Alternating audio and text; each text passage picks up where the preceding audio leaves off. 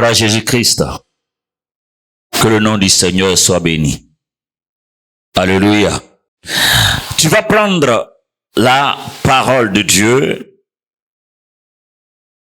dans le livre de Genèse, le chapitre 26, le verset 12 à 13. Je lis la parole de Dieu. Isaac sema dans ce pays et il recueillit cette année le centuple, car l'Éternel le bénit. Cet homme devint riche et il alla s'enrichissant de plus en plus jusqu'à ce qu'il devint fort riche. Alléluia. Notre message de ce matin a pour thème le secret de la richesse d'Isaac. Le secret de la richesse d'Isaac. Gloire à Jésus. Que le nom du Seigneur soit béni. Le Dieu que nous servons est vrai. Il est réel. La Bible nous dit que Abraham était à Canaan. La famine arrive, il fut pour aller se cacher en Égypte. Le temps d'Abraham va passer. Isaac, son fils, étant à Canaan encore, la famine arrive. Lui, il avait une connaissance, un roi de Philistins, à Guérard. Et Isaac va aller vers ce roi-là. Et la Bible dit que lorsque Isaac arrive en cet endroit, il avait l'idée d'aller en Égypte. L'Égypte antique était une puissance mondiale. Comme de la manière, aujourd'hui, des personnes courent pour aller en Europe, aller aux États-Unis, aller en Chine. L'Égypte antique, c'était comme ça. C'était les Européens qui couraient pour venir vers l'Égypte. Alléluia. Et la Bible dit que Isaac voulait aller en Égypte. Mais Dieu va dire à Isaac, reste là, à Guérard. Ne va pas en Égypte parce qu'il y a la famine ici. Ne fuis pas là où tu es. Parce que c'est difficile. Parce qu'il y a des difficultés. Donc tu dois fuir. Ne fuis pas. Reste là. Alléluia. Et la Bible dit que lorsque les Philistins sont arrivés vers Isaac, puisqu'il était avec sa femme, on lui demande, cette femme c'est qui? On lui dit, c'est pas ma femme, c'est ma sœur. Alléluia. La Bible dit qu'elle était belle de visage. Alléluia. Ou de figure. Au point où il avait peur qu'on lui arrache sa femme et on le tue. Donc quand on lui demande, c'est ta femme, dit non, c'est ma sœur. Isaac va mentir. Comme Abraham a menti. Gloire à Jésus. Mais,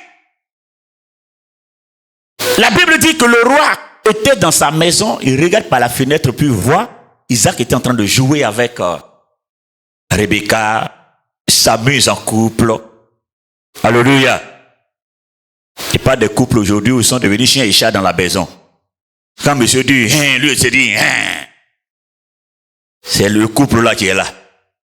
Pour vous là, c'est pas couple, ce sont des adversaires dans la maison. Un couple, il se boude. Chacun s'en fout de quelqu'un.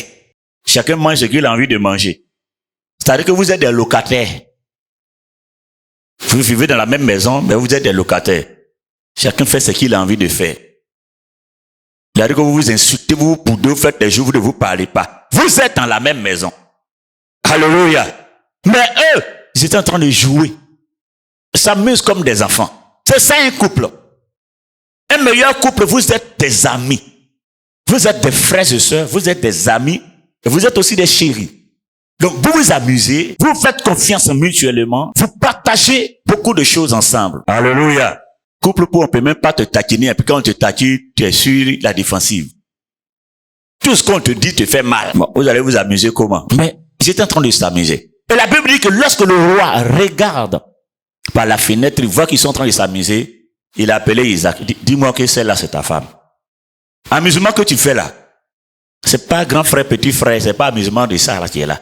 Ton amusement, ça c'est amusement des couples. Il dit oui, c'est ma femme, mais j'avais peur qu'on me tue pour m'arracher la femme. Donc j'ai dit, c'est ma sœur. Alléluia. Alors le roi va dire, mais ce que tu as fait, c'est grave. Si quelqu'un prenait ta femme ici, sortait avec elle, tu allais dire, voilà. Et je suis venu dans leur pays là, ils m'ont arraché ma femme, ils m'ont tué. Donc le roi va dire, dans toute la ville, dans tout le pays, ce monsieur-là, c'est sa femme qui est là. Personne ne touche à sa femme. Tu touches à sa femme, on te tue. Alléluia. Donc, il est resté tranquille avec sa femme parce que le roi lui a déjà donné cette garantie. Amen. Mais Isaac était toujours dans ce pays comme un moins que rien. C'est vrai, c'est son ami qui est le roi. Le roi pouvait lui donner tous les trésors qu'il voulait, les biens qu'il voulait. Mais Isaac ne regardait pas les biens du roi. Il voulait seulement être à l'aise pour pouvoir travailler. Alléluia. Et quelque chose va se passer. Ça n'allait pas. Je vous dis qu'il y avait de la famine. Et Isaac était dans un pays voisin. Qu'est-ce qu'Isaac va faire pour sortir de la famine? Qu'est-ce qu'il va faire pour sortir de cette difficulté? Qu'est-ce qu'il va faire pour que sa situation change? Tu peux avoir de bons amis, mais tu ne peux pas véritablement t'aider. Certaines personnes parmi nous ici ont des amis qui sont riches. Mais est-ce qu'ils leur envoient? Ils vous envoient leur argent? Alléluia. Vous pouvez avoir des amis qui sont riches, mais ils ne vous envoient rien. Ils peuvent te donner une bière, mais ils ne peuvent pas te donner de l'argent pour pouvoir réaliser des projets. Alors, ils te donnent un pot, là, ils vont te donner. Mais ils ne vont pas trouver de l'emploi pour toi. Alléluia. Donc Isaac a un roi qui est là. Mais le roi a simplement dit qu'il reste en sécurité dans le pays, c'est tout. Le reste là, c'est à toi de te chercher. Voilà Jésus. C'est difficile pour Isaac. Figurez-vous que Isaac est le fils promis. Un homme béni. Un homme que Dieu a dit que celui-ci, c'est un homme de la promesse. Un homme béni. Mais voilà, la galère arrive. Il est béni, hein? Mais la galère arrive. Il est béni. Mais il veut fuir la famine pour aller dans le monde. Il est béni. Mais ne sait même pas à quel sort se vouer. Certaines personnes parmi nous, quand on te dit Dieu me dit de te dire que tu es une personne bénie, tu te dis mais attends, moi je ne gagne pas à manger, je suis béni. Je suis béni comment et puis je ne vois pas bénédiction là. Moi-même quand il me dit mais je vais réussir, même, il me demande là, il me pose la question, ça va se passer comment même? Alléluia. Isaac était un homme béni, mais malgré la bénédiction qui était sur sa vie, la famine était là. Malgré la promesse qu'il va apporter la joie dans la famille. Au point où il s'appelle Isaac, Isaac veut dire rire. C'est-à-dire ta venue va apporter la joie. Vous allez rire. Voilà, riz lui-même, il est dans riz. Alléluia. C'est devenu difficile pour lui. Est-ce que je me fais comprendre? C'est difficile. Il y a une promesse sur sa vie. Il y a une bénédiction sur sa vie. Il y a de grandes choses annoncées sur Isaac. Mais malgré ces grandes choses annoncées, c'était chaud. La famine. La famine. Quand on parle de la famine, ce n'est pas uniquement de la nourriture qu'il n'y en a pas. Mais en grande partie, la famine vient aussi avec la sécheresse. Donc, il n'y a pas de la nourriture, il n'y a pas assez d'eau. Donc, c'est difficile. Mais peu après, quelque chose va se passer. Alléluia. La Bible dit que Isaac sema. Puisque ça n'allait pas, il n'attendait pas que le roi vienne lui dire, tiens donc. Dans cette famine-là, Isaac va se lever pour aller s'aimer. Alléluia. Qu'est-ce que le verset 12 dit? Isaac sema dans ce pays et il recueillit cette année le centuple car l'Éternel le bénit. Vous voyez, la bénédiction de Dieu était sur sa vie. Tant qu'il ne s'aimait pas, il n'allait pas matérialiser la bénédiction qui était sur lui. Est-ce que je le fais comprendre? C'était un homme béni, un fils de promesse. Mais à cause de ce qu'il n'avait pas encore s'aimé, il ne voyait pas cette bénédiction se matérialiser. Au point où il vivait dans la famine comme un homme pauvre. Il était dans la famine aussi, comme un homme qui n'y a pas de bénédiction sur lui. Il vivait de la famine aussi comme un homme ordinaire. Pourtant, il y a une promesse sur lui. Il était l'héritier d'Abraham, fils de la promesse. Oh, Abraham était riche. Mais quand bien même il soit le fils de la promesse, il était en galère. Alléluia. Et qu'est-ce qu'il va se passer?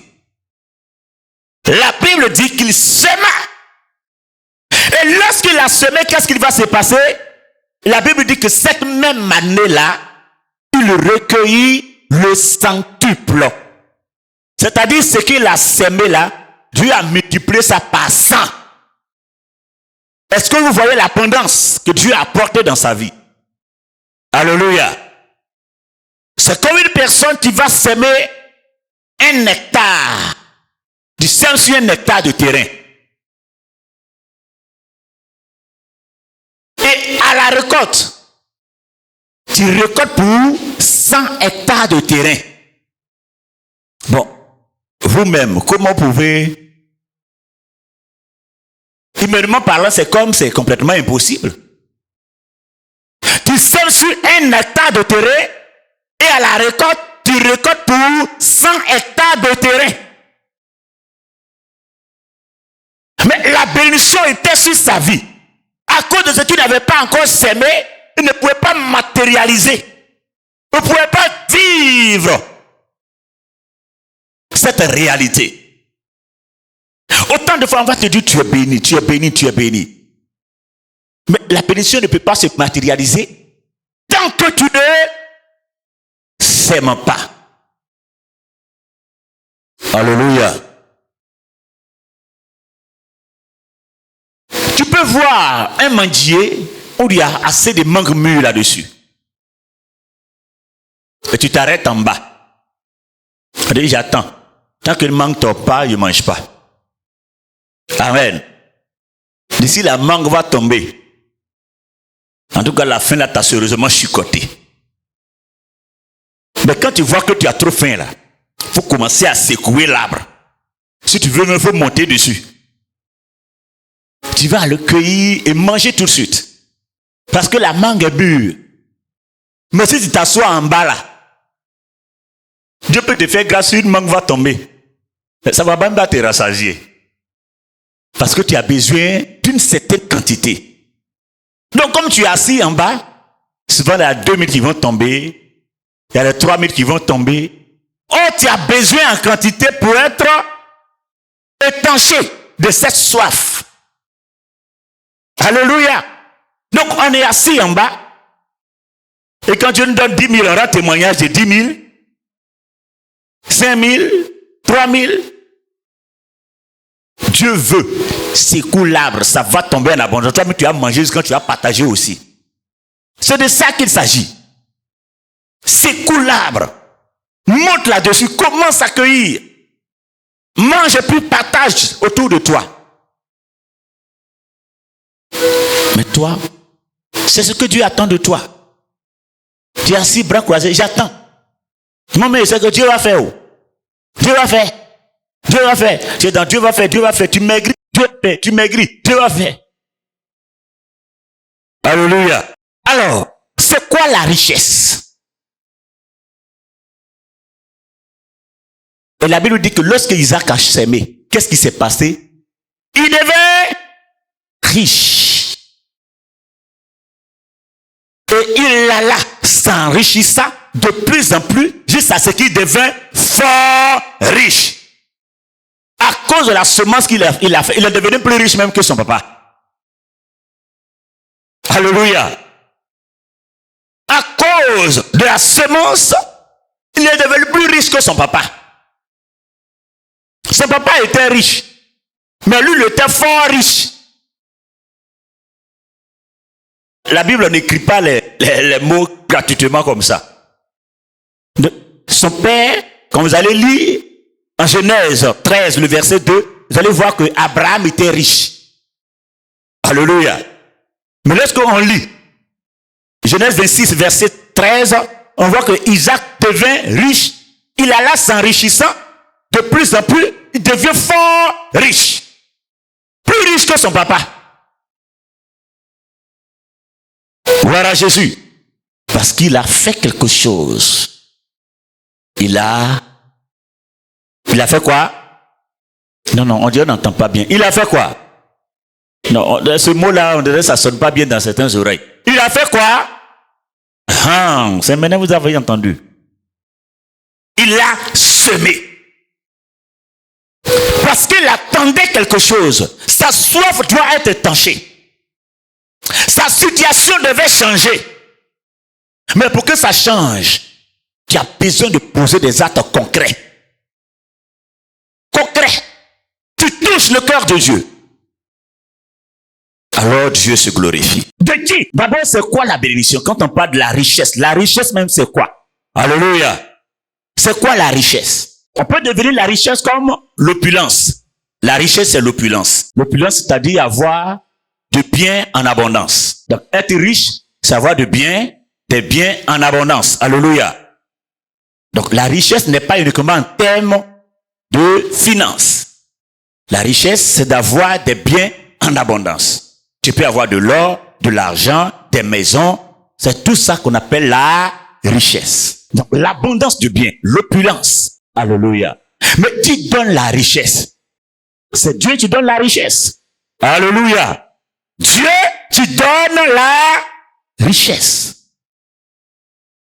Il y a plusieurs versets qui nous disent que c'est Dieu qui donne la richesse. 1 Chronique 29, verset 11 à 12, qui nous dit que c'est Dieu qui donne la richesse. 1 Chronique 29, 11 à 12. Proverbe 10, verset 22 dit, c'est la bénédiction de l'Éternel qui enrichit et ne la fait sur d'aucun chagrin. C'est la bénédiction de l'Éternel qui enrichit. Et Samuel 2, verset 7, la Bible dit, l'Éternel appauvrit, il enrichit, il abaisse et il élève. Vous voyez, Dieu rend pauvre, Dieu rend riche, Dieu abaisse, Dieu élève. Si vous comprenez bien, on ne peut jamais commencer par Dieu bénit et Dieu rend pauvre. Dieu élève et Dieu abaisse. On ne fait jamais ça. Tu ne peux jamais voir ce genre de choses dans la Bible. D'abord, tu deviens pauvre et après tu deviens riche. Tu es abaissé et après tu deviens élevé. C'est comme ça que Dieu fait. Mais le temps de la pauvreté est aussi un temps de prise de conscience, un temps d'enseignement. Mais lorsque tu n'as pas compris le message que Dieu veut te donner, pour lequel il a permis que tu sois dans une telle situation, ta galère risque de durer. La bénédiction, ça se provoque. Alléluia. Ça se provoque. Gloire au Seigneur. En tout cas, de grandes bénédictions se provoquent. Mais avant même d'avoir de grandes bénédictions, nous devons savoir une chose. De la même manière, la malédiction passe par des lignées familiales. De cette même manière, la richesse aussi passe par une lignée familiale. C'est pourquoi nos parents, quand tu dois épouser, les anciens, quand tu dois épouser une fille, te disent cette famille-là ne rentre pas là-bas. C'est une famille de malheur.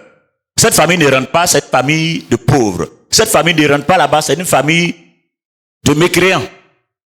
Ceux-là, leurs familles sont comme ça. Tu le veux ou pas, c'est comme ça. Et ce que les anciens disent, c'est vrai. Alléluia. C'est vrai. Si on te dit que ceux-là, leur famille c'est comme ça, il y a une malédiction dans la famille, ou si tu te maries avec eux, tu deviendras comme eux. Ne rentre pas là-bas, c'est comme ça ils sont. Celle-là, c'est une famille de sorcellerie. Tu le veux ou pas, plusieurs sont initiés là-bas. Et quand tu vas rentrer, la même souffrance commence pour toi. Et c'est vrai. Alléluia. Il y a des familles comme ça. Et c'est biblique. Nous voyons ici que Abraham, avant même qu'on arrive à Abraham, Noé et sa famille ont été sauvés parce que Noé marcha avec Dieu en Genèse 6, verset 9. Donc comme Noé marchait avec Dieu, lui et sa famille, lui, ses enfants et la femme de ses enfants. Vous voyez, les femmes de ses enfants ne viennent pas de leur famille. Mais à cause de ce que les femmes là sont venues épouser cette famille, ces femmes ont été sauvées aussi. Alléluia. Dieu veut sauver la famille de Noé.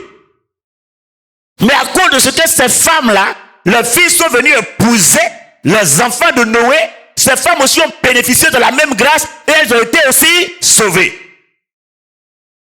Il y a des familles, quand tu rentres là-bas, tu deviens riche aussi. Tu étais pauvre, mais tu rentres dans la famille, tu deviens riche aussi parce que c'est une famille riche. Il y a des familles, c'est une famille de pauvres. Tu rentres là-bas, toi-même, tu deviens pauvre aussi. Donc, Abraham était déjà riche. En Genèse 13, 12. Isaac doit maintenant bénéficier de l'alliance que Dieu a établie avec son père Abraham. Donc lui aussi, il doit devenir riche. Mais quand bien même la promesse de la richesse, de la bénédiction soit sur sa vie, il a fallu qu'il déclenche. Et à cause de ce qu'il a déclenché, il deviendra plus riche même que son papa. Mais après Isaac, il y a le fils d'Isaac, c'est Jacob. En Genèse 30, verset 43. Lui aussi, il devient riche. Mais avant qu'il ne soit riche, il a dupé son père en volant le droit d'aînesse à son frère. Il va fuir pour aller prendre une femme quelque part. C'est un monsieur du nom de Laban. Ça dit que c'est son oncle. Du côté maternel.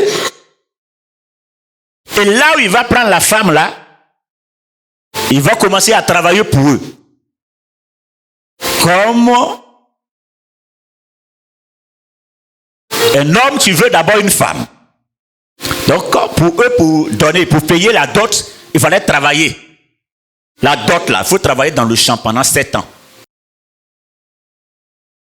Il va travailler pendant 7 ans. Il finit de faire les 7 ans nets. On lui donne une autre sœur. On lui dit ici, là, on marie la grande sœur d'abord. Toi, tu es petite sœur. Donc, si tu veux la petite sœur, il faut travailler 7 ans encore.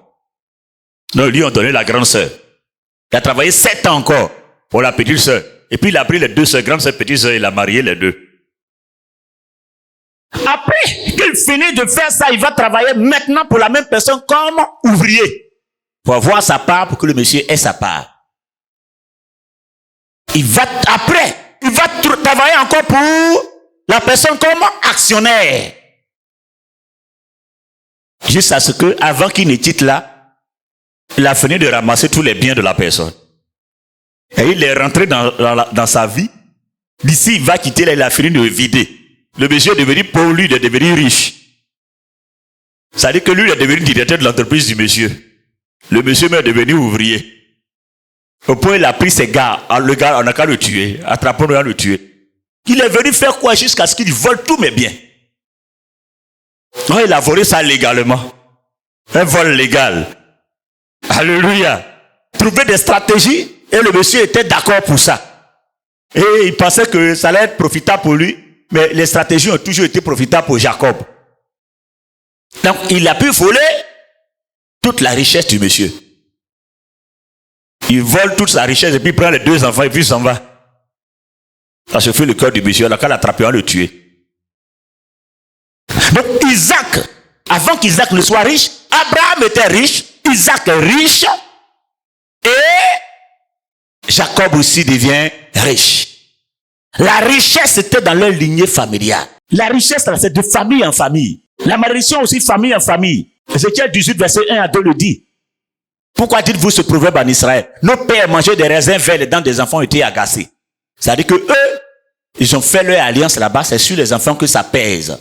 Donc, tu peux tisser une bonne alliance avec Dieu et les enfants bénéficient de la bénédiction, comme tu peux tisser une mauvaise alliance avec le diable et les enfants aussi bénéficient de cette même malédiction. Alléluia. Et du moins, les enfants vont souffrir de la même malédiction. C'est comme ça que ça marche.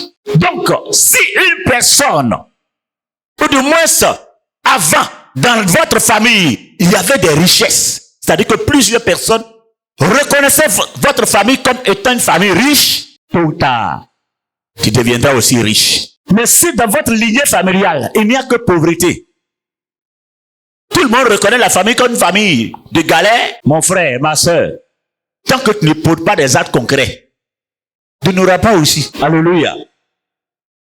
Il y a des familles qui sont considérées comme c'est une famille esclave. Eux là, ce sont des esclaves.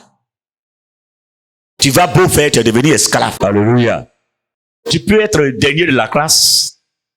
Et puis, par une alliance concrète, tu viens à la tête. Tu peux être premier. Mais si tu n'as pas su prendre après, tu finirais par être dernier. La plupart des premiers seront les derniers. La plupart des derniers seront les premiers. Dit la parole de Dieu. Il faut savoir profiter de chaque occasion pour réussir. Il faut savoir profiter de chaque occasion pour bénéficier de la grâce de Dieu. Tu ne peux pas rester accompagné des gens ou demeurer dans une misère tout le temps. Ou t'asseoir à attendre que quelque chose arrive. Ça n'arrivera pas si toi-même tu ne bouges pas. Alléluia. Dieu fait de nous des sources de bénédiction pour plusieurs. Apprenez à s'aimer pour que ça produise dans votre vie. Lorsqu'on va s'aimer, quelle est la graine qu'on utilise pour s'aimer? La bonne graine. Quand vous voulez s'aimer, s'aimer de la bonne graine. On ne s'aime pas de son superflu.